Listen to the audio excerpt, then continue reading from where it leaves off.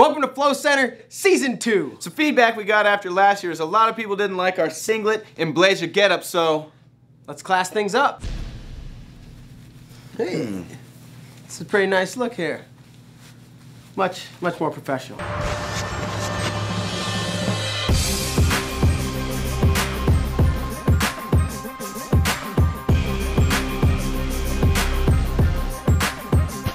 That's right, Flocenter is back. That means wrestling is upon us. Really quick, Bader, touch up on the highlights of the huge Flow Wrestling summer. This summer was awesome. We had a great time here at Flow Wrestling. We went out to Yakutsk, Russia. That's in Siberia. We saw the #1 team on the planet, Russia. We went to the national tournament. It was so much fun. They had 2 world champions, 55 kilograms for Russia. It was Victor Lebedev getting it done. Scramble. Yes, he can. He won their national title and a world title. Also doing the same thing for them was 60 kilograms. Basit Kudakov wins a world title for them.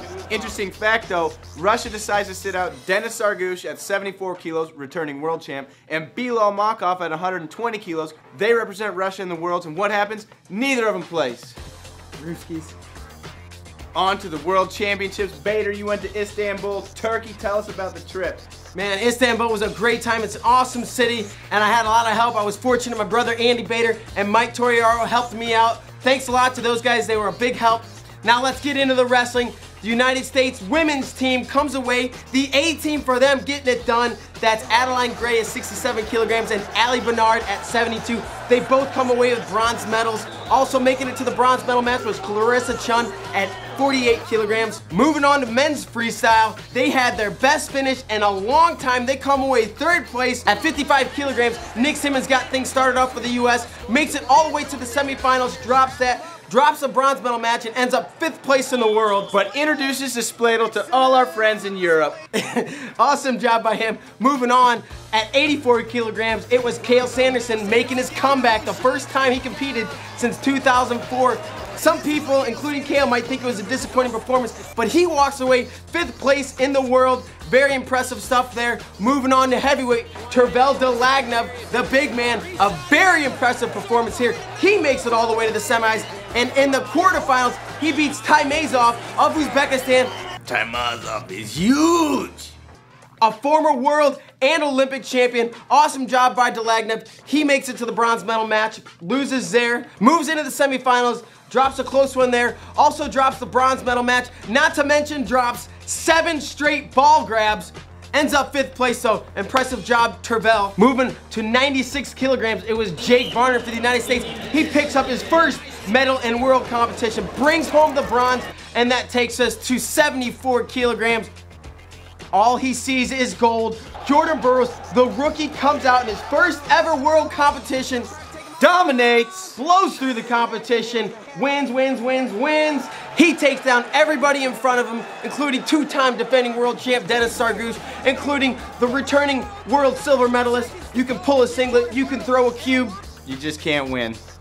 All right, the World Championships wraps up the freestyle season. Joe, a couple weeks back, you got folk style kicked off. It was a big weekend in New York. It was a great weekend. Went up to Long Island. We saw Vogar Honors wrestle his Russian style. He's a 2-time world champ. Got to see what he does with his wrestlers out there. We also went to Hofstra. Rob Ansbach taking over the program. We got to see the new updates to the room and catch up with our coaching staff, Tonelli, Valamont, Gregor Gillespie. Those guys are on track to do good things. But then we took it upstate to the first ever Journeyman Classic.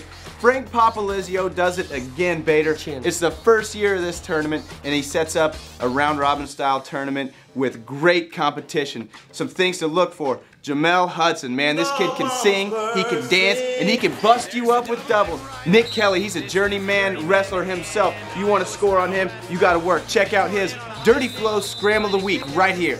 And finally, at 145 pounds, this whole bracket was crazy. Richardson, Yankovic, Burke, Maselli, they battled it out all day. That's some entertainment for you. Check out the highlight reel from the 2011 Journeyman Classic and be ready for next year. This thing's gonna blow up. Speaking of tough tournaments up in the Northeast, we're gonna go to the 7th annual Iron Horse Invitational in South Plainfield. This Flow National Major is concentrated with serious competition. Gary Mezzacapo of Iron Horse Wrestling has built this thing into a powerhouse. We have all the best guys from New Jersey and a select bunch from New York and Pennsylvania. This round robin tournament will blow your mind. Screwy Louie and Ed Piccola are gonna be out there getting all the awesome covers, so check it out. That's October 16th. All right, Bader, you just got back from the first ever Prodigy Combine.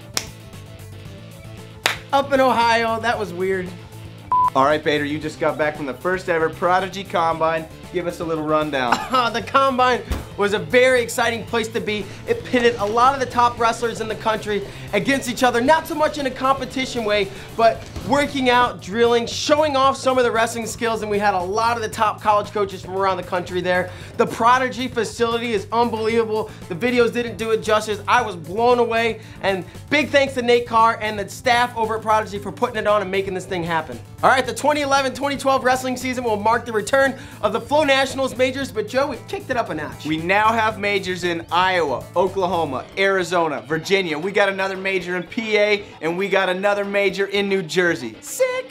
We already talked about our first major, the Iron Horse Invitational. Now let's look forward to the end of October. We got the Freak Show. We got Super 32. The Freak Show is going to be a very exciting tournament out in Las Vegas. The New Way Southwest Kickoff Classic. I was there last year, the first year of the tournament. Over 700 wrestlers in one day, filling it up, packing the house. This year, it'll be 2 days long with over 1,000 wrestlers. Look forward to this becoming one of the premier tournaments in the country. That same weekend, I'll be heading down to Atlanta, Georgia, catch up with Roper, Fretwell, and check out what the compound's up to, their final training before Super 32. Then I'm gonna jump on that nasty compound bus, cruise up to Greensboro, North Carolina with the huge crew, because Flow Wrestling's gonna put a huge coverage together again. We'll have 8 or 9 guys filming out there, and we need them because this is arguably the toughest tournament in the country. And once again this year, Flow Wrestling will be presenting you the Big Live Duel Series. You freaked me out, Joe.